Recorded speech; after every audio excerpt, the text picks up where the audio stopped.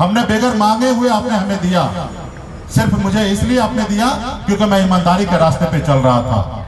आपको यकीन हो गया कि एक सच्चा नेता हमारा स्वर्ण मल्ला मुकेश सहनी है, और मैंने भी वही किया।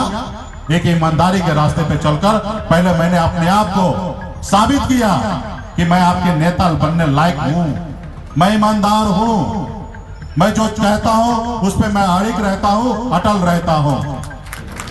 जो मुझे लगता है कि आपके लिए मैं अपनी सारी उम्र जिंदगी एक एक पल एक एक सांस में आपके प्रति आप लोगों के ऊपर निछावर करूं, ये भी हमारे लिए लगता है कम पड़ेगा। साथियों, लोग कहते हैं ना, अपने दिल से जानो पराये दिल का हाल। आप खुद एहसास कीजिए कि आप क्या है, कितना कष्ट है, उसी तरीके से दूसरे लोगों को भी जिंदगी में उतना ही कष्ट होगा जो चीज करने में। क्योंकि मैं खुद एक गरीब परिवार में, जिस परिवार में पिताजी मछली मारते हैं, दादाजी मछली मारते थे, ऐसे परिवार में मैं जन्म लिया। महसूस किया, एहसास किया कि बचपन में 10 रुपया का भी कितना महत्व था। उसके बाद बेहतर जिंदगी बनाने के लिए घर परिवार रिश्तेदार सबको छोड़कर मुंबई जैसे शहर चला गया, जहां पे दूर दूर तक मेरे खानदान के कोई भी व्यक्ति नहीं थे। मैंने वहां पे संघर्ष किया, मेहनत किया, मजदूरी किया। वो हर गरीब आदमी को जो काम करना चाहिए था वो काम मैं वहां पे मैंने किया। कभी कभी भूखा भी रहना पड़ा, पब्लिक शौचालय में जाना पड़ा, मैंने हर कष्ट को झेला, लेकिन ईमानदारी मेहनत के दम पर अपने पूर्वज के आशीर्वाद से, आप लोगों के आशीर्वाद से मैंने हमेशा आगे बढ़ने का काम किया। और मुंबई जैसे शहर में एक निषाद मल्ला का बेटा बिहार से गया हुआ, वहां पे मैंने अपनी कामयाबी का झंडा मैंने गाड़ दिया। और फिर मैं एक समय आ गया, बेहतर जिंदगी जी रहा था। जो दुनिया के जो लोग अमीर लोग होते हैं, जो बेहतर जिंदगी जीते हैं, वैसा मैंने जिंदगी जीने लगा।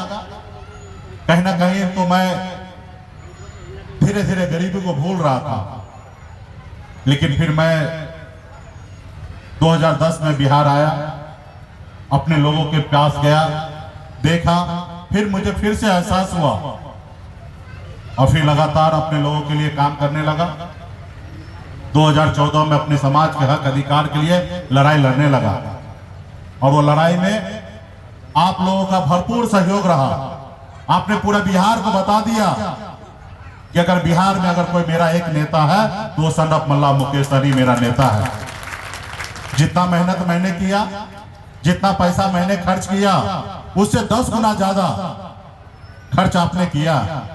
आज जैसे गुरु पूर्णिमा के अवसर पर, वेद व्यास जी की जयंती के अवसर पे आपने लाखों रुपया खर्च किया है, पंडाल बनाया, सारा चीज आपने किया है, लेकिन उसको उपयोग तो मैं कर रहा हूं, मैं भी अपनी बात को रख रहा हूं।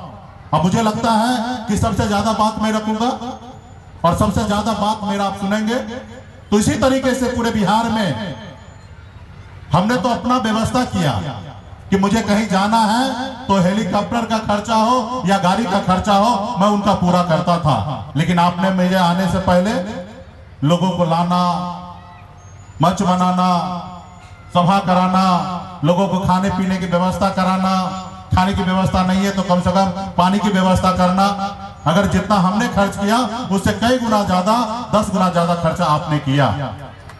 जितना मैंने मेहनत किया उससे कई गुना ज्यादा मेहनत आपने किया।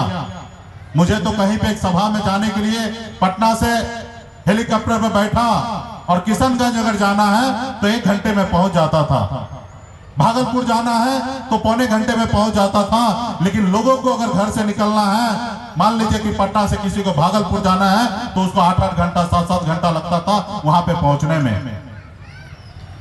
तो मैंने जितना कष्ट किया इससे ज्यादा कष्ट आपने किया।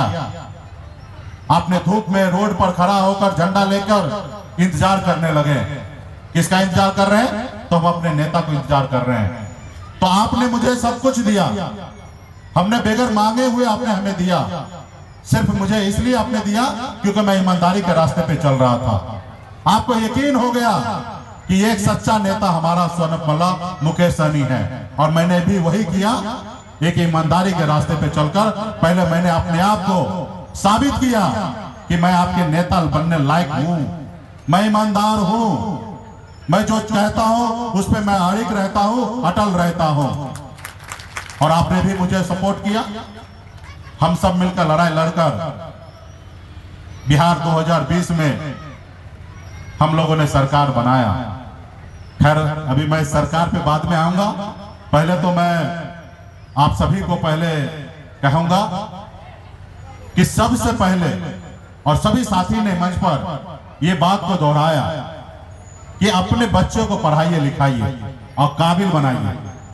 जब तक आपका समाज पढ़ेगा लिखेगा नहीं और काबिल नहीं होगा ना, कि आज का जो संसार है ये कलयुग है, उस सब दौर से कठिन दौर चल रहा है अभी। ये दौर मुझे लगता है कि इससे पहले भी नहीं आए होंगे, और मैं भगवान से मनाता हूं कि ये दौर आगे भी कभी नहीं आए इस धरती पर।